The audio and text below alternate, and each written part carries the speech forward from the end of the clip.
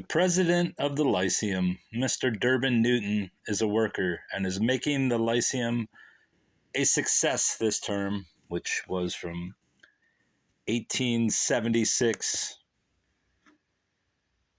which was for the 1876-1877 school year.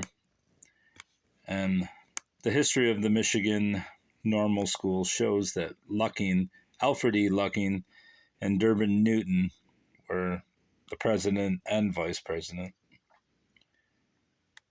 But I'm not sure if that's accurate.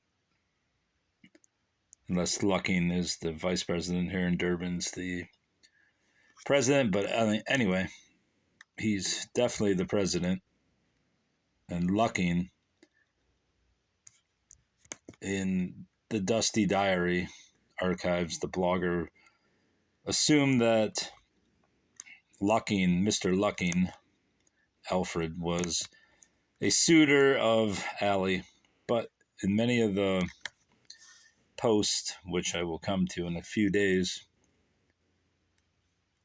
and have done so in the last 2 days with Durbin, where she had a perfect tussle with Durbin, and then we went to church and stayed to SS. Joe was there.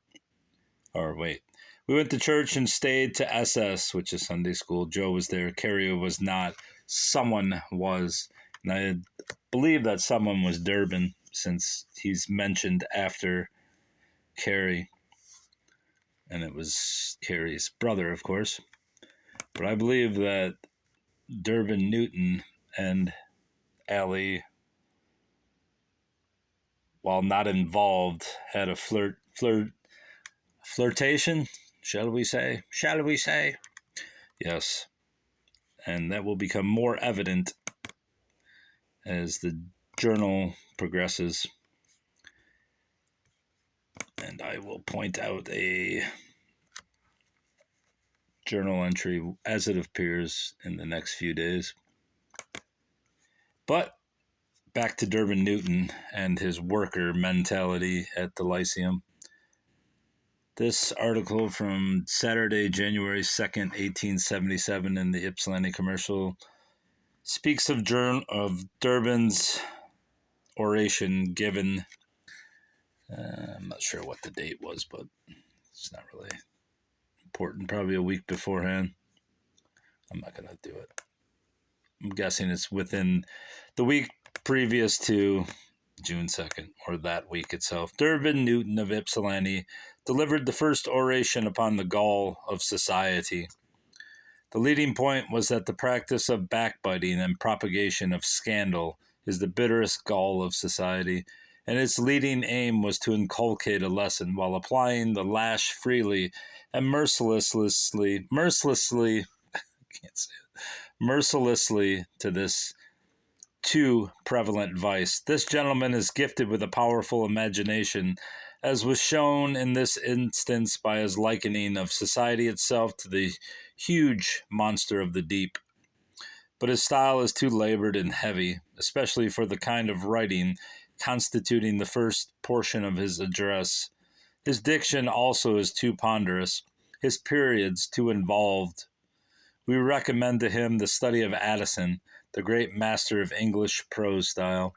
The delivery of Mr. Newton is in most respects excellent, voice rich and melodious, posture easy, gestures animated.